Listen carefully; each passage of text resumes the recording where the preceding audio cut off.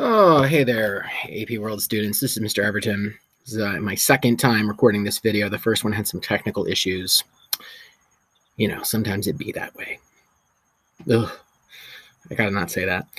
So hopefully you enjoyed this Monty Python clip. I mean, Monty Python is funnier to some people than others. Also, the video hits a little different right now for obvious reasons. But I want to, this is a movie from 1975.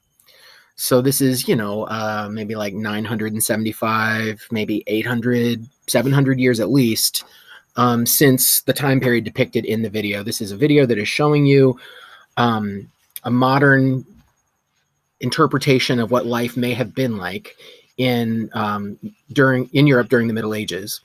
And you can get a sense, I mean, it's a silly video, right? But you do get a sense of kind of like the squalor of and the filth that people were living in. And you do get a sense of, the importance of plagues and how they affected people. We're going to learn about that more next week. In other parts of that film, they do a lot of satire of the Christian church, which is really going to be a huge topic in this video today. This is how Monty Python portrays God in their film.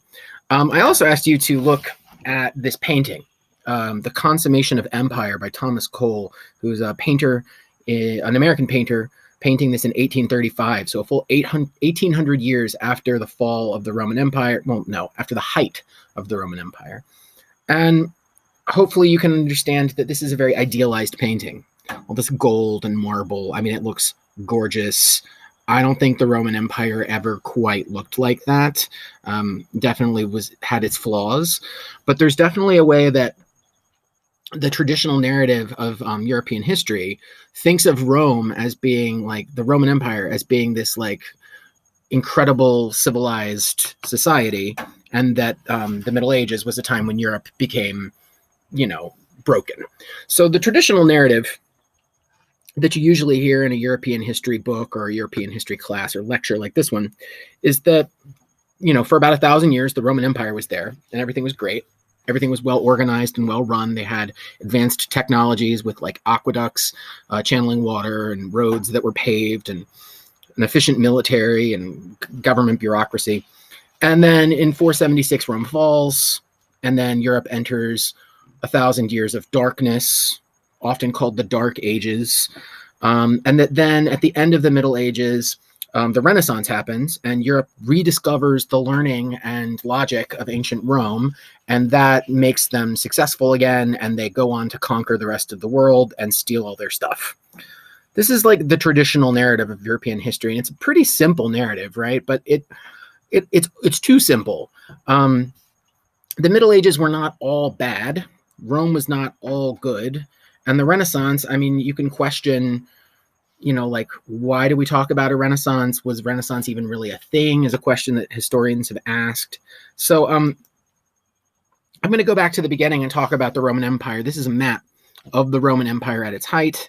This was the most unified Europe would ever be. This map shows, the largest that the Roman Empire ever grew to be. This is 117 years after Jesus of Nazareth taught and preached Christianity in Judea. And by 460, the empire had been divided in two. The Emperor Constantine, well after Jesus had been crucified, converted to Christianity, sort of, and made Christianity a state-approved religion with and put it in the law. And many Roman citizens then converted to Christianity because the emperor had done it, and it made Christianity the state religion of the Roman Empire. Over time, Roman emperors became less important, and Christianity became more important. And so by the end of the Roman Empire, the Roman emperors were incredibly weak, and the Christian church had become incredibly strong and well-established and a part of Roman culture.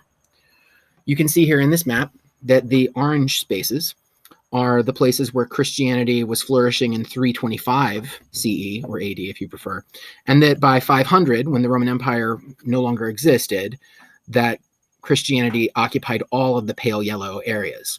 Notice that Christianity still exists in Jerusalem, in Judea, in Syria, and in Egypt because Islam had not been founded yet. Islam would not be founded until about 630.